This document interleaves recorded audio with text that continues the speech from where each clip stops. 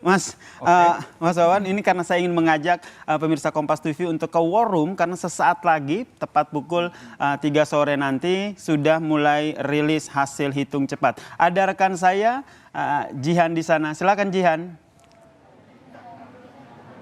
Oke, split on udah. Tahan. Masih split on. Baik, terima kasih Yasir. Selamat sore saudara. Anda kembali di Pusat Data Litbang Kompas, Menara Kompas Jakarta. Masih bersama saya Jihan Novita. Dan saudara, ini kita lihat inilah suasana terkini di Pusat Data Litbang Kompas, di mana tim dari Litbang Kompas ini masih terus bekerja mengolah data, mengumpulkan data yang masuk untuk nantinya akan dipresentasikan sebentar lagi, sesaat lagi untuk masyarakat Indonesia sebagai acuan ini perolehan suara pada pelaksanaan pemilu hari ini 14 Februari 2024. Dan saudara, hitung cepat yang dilakukan oleh Litbang Kompas ini bukan kali pertama dilakukan, tetapi juga sejauh ini sudah 15 kali Litbang Kompas menyelenggarakan hitung cepat untuk mengawal proses pemilu. Dan saat ini saya sudah bersama dengan Mas Suta Dharma Saputra selaku Pemret Harian Kompas. Mas, terima kasih sudah menyempatkan waktu untuk berbincang bersama saya di Pusat Data Litbang Kompas pada sore hari ini. Nah, ini sudah 15 kali Litbang Kompas menyelenggarakan hitung cepat. Ini adalah sebuah komitmen bisa dibilang ya, ataupun juga bagian dari masyarakat sipil untuk bisa mengawal proses pemilu yang berlangsung di Indonesia. Boleh diceritakan ini sampai 15 kali, artinya memang sebuah komitmen besar dari Kompas untuk bisa mengawal pemilu demokrasi di Indonesia. Ya, Mbak Jihan, terima kasih.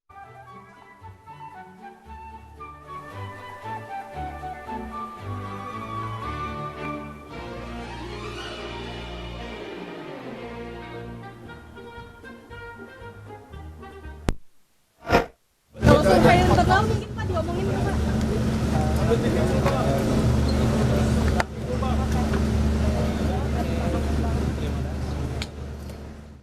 Lagi. Yuk, jalan lagi. Lanjut. Yuk. Baik, jadi ini adalah momentum yang memang perlu diabadikan dan juga perlu diawasi agar pemilu yang berjalan di Indonesia ini berkualitas seperti itu ya, Mas Suta ya. Ya, Harian Kompas berkomitmen untuk terus mengawal proses penghitungan suara ini secara transparan. Oleh karena itu, metode hitung cepat itu adalah salah satu metode statistik yang digunakan untuk mencegah terjadinya berbagai kecurangan dalam proses penghitungan suara. Dengan cara seperti apa? Yaitu dengan mengambil sejumlah TPS sampel, lalu direkap prosentasenya. Dengan demikian, kita bisa memprediksi lebih awal seperti apa perolehan suara dalam pemilu presiden maupun pemilu legislatif ini. Dan ini di 2024 ini sesuai dengan aturan KPI ya, 2 jam setelah TPS ditutup, hasil penghitungan cepat atau hitung cepat dari Litbang Kompas ini juga bisa ditampilkan. Ini kita lihat waktu sudah menunjukkan pukul 15:01 waktu Indonesia Barat, ini data juga sudah mulai masuk. Mungkin bisa dijelaskan oleh Mas Suta? Ya, ini data sementara yang memang dimulai tadi, angka pertama masuk itu 12.24 WIB, itu tentunya berawal dari masuk dari TPS di Sorong. Kita mengambil sampel ada 2.000 TPS dan pemilihan dimulai dari Indonesia bagian timur, tentu suara yang masuk awal tentunya dari Indonesia bagian timur.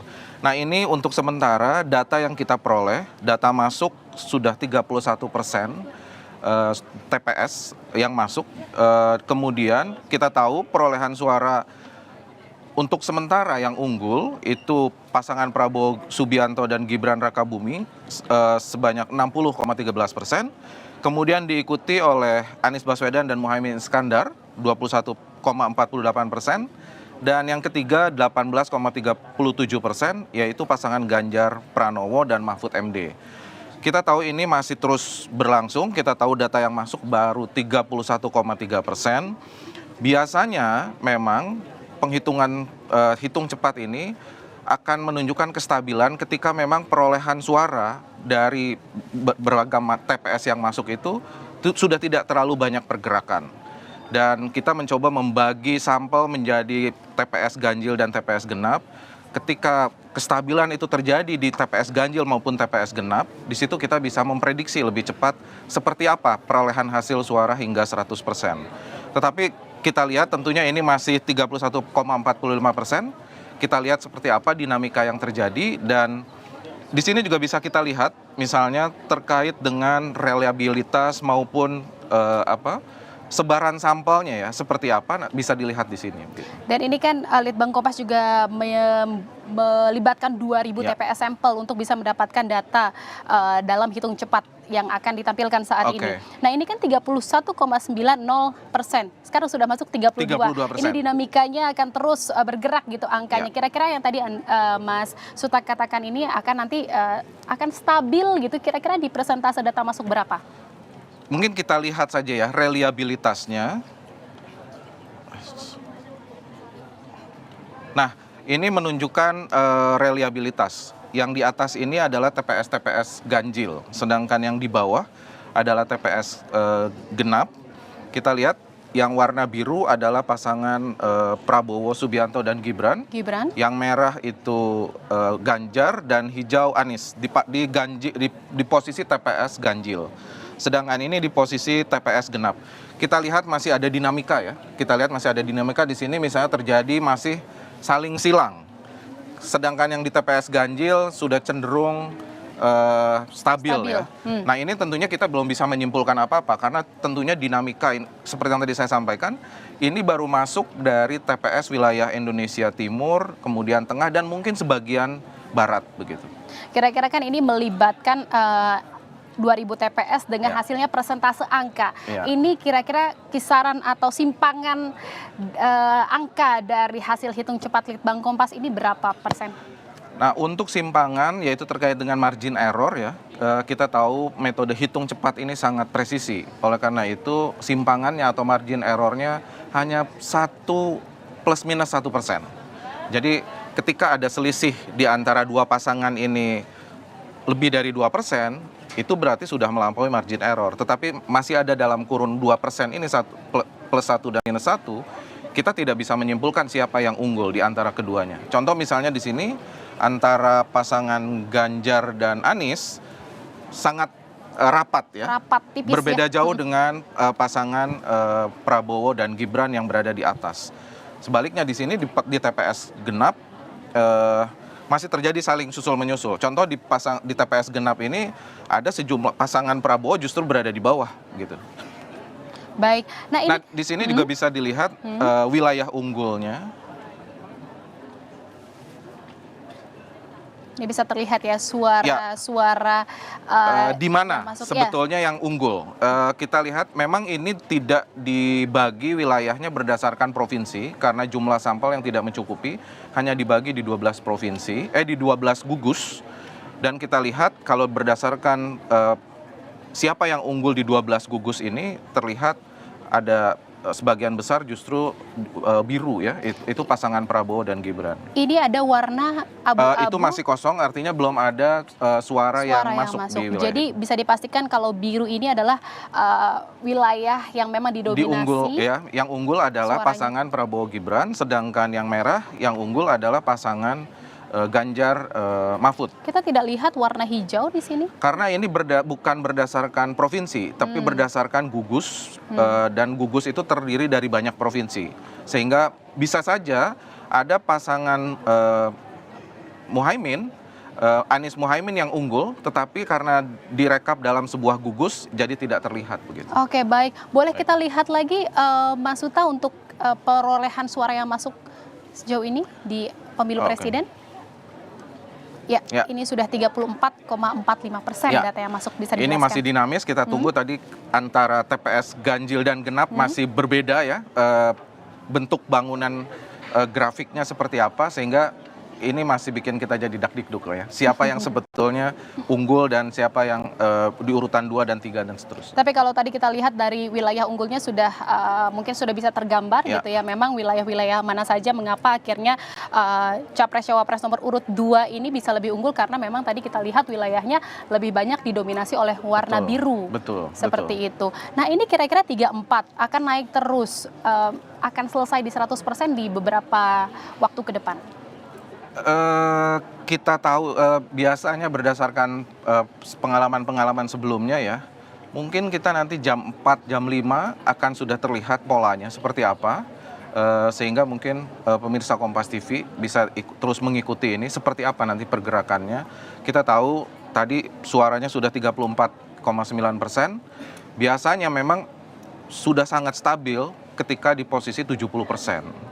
Sudah sangat stabil di angka 70% ya. Bisa dikatakan oke. kalau sudah di atas 70% ini pergerakan persentase dari perolehan sangat suara sedikit tiap ya, sangat sedikit paslon sekali. ini sangat sedikit. Sangat sedikit sekali. Gitu. Oke, dan ini bisa kita informasikan juga Ya. kepada pemirsa Kompas TV bahwa memang hitung cepat Litbang Kompas ini melalui pembiayaan sendiri mandiri independen gitu ya, dibiayai sepenuhnya oleh Kompas. Jadi untuk bisa menjaga kredibilitas dan juga independensi Betul. dalam melakukan hitung cepat ini. Mungkin ada yang dijelaskan lagi, Mas Uta.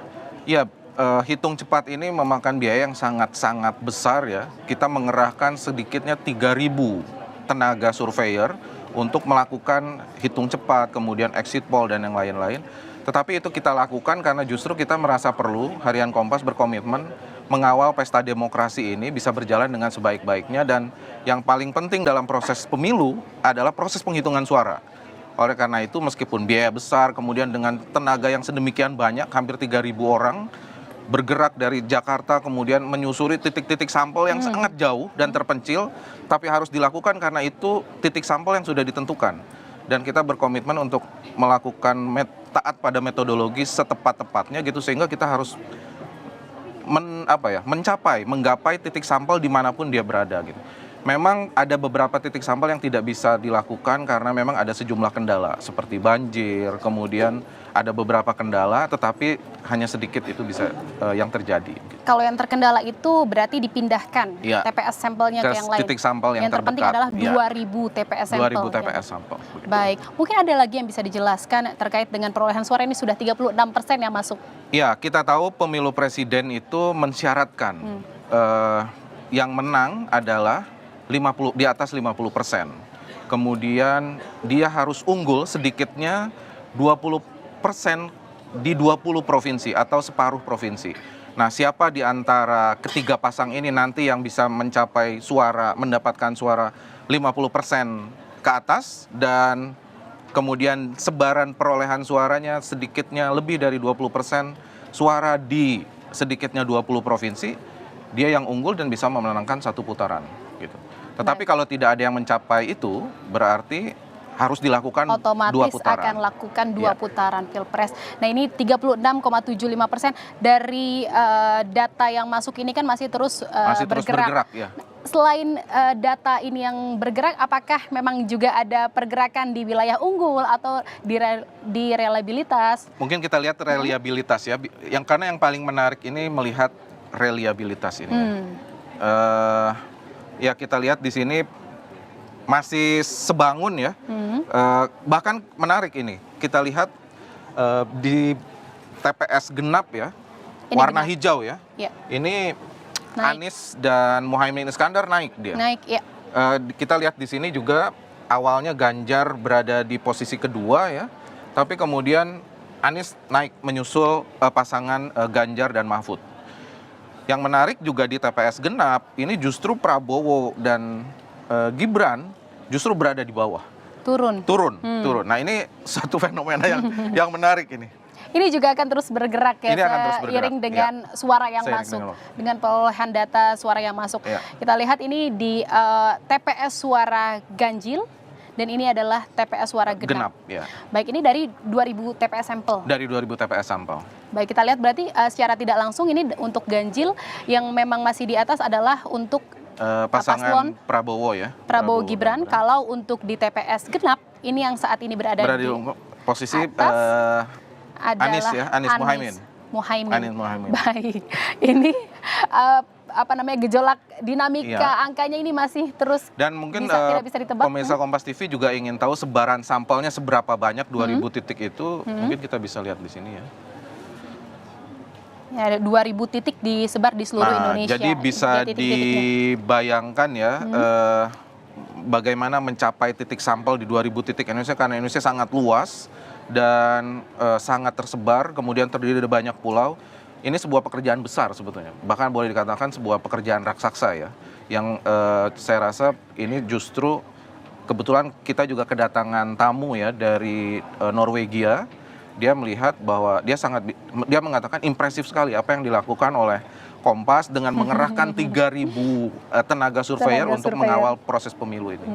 Ini kan banyak sekali ya kita lihat secara mendominasi itu adalah di Jawa dan juga Iya. Sumatera. Kalau untuk di Kalimantan, Sulawesi masih cukup Iya. banyak gitu ya. Memang Ini paling padat tentunya TPS di Jawa. Jawa. Di Jawa dan Sumatera. Pertimbangannya, Mas Huta, untuk menentukan ini adalah TPS sampel di sini, TPS sampel di sini itu apa saja?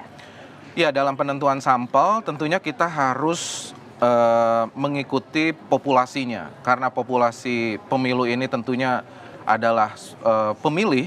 Oleh karena itu pengambilan sampel didasarkan pada daftar pemilih dan dibagi berdasarkan jumlah TPS. Oleh karena itu pengambilan sampel 2.000 ini diambil dari sampel dari total TPS yang tersebar di seluruh Indonesia. Sehingga TPS-TPS karena semakin besar populasi di situ banyak TPS-nya, otomatis sampel di daerah tersebut akan menjadi sangat banyak. Oke, ini adalah sebaran sampel. Kita lihat lagi, kita intip lagi perolehan suara hitung cepat Litbang Kompas. Ini data yang masuk sudah 39,25%. Ini dalam waktu sekitar 14 menit. Betul. Ini sudah masuk 39%. Dan ya ini angkanya masih naik turun gitu ya. Nah ini kira-kira yang bisa diamati oleh Mas Huta ini bagaimana, Mas? Ya, yang jelas ada perolehan suara yang sangat besar ya dari Prabowo Subianto dan Gibran ini yang bisa mencapai angka 60%. Ya, 60%, sedangkan Anies 22 dan Ganjar 17 ya.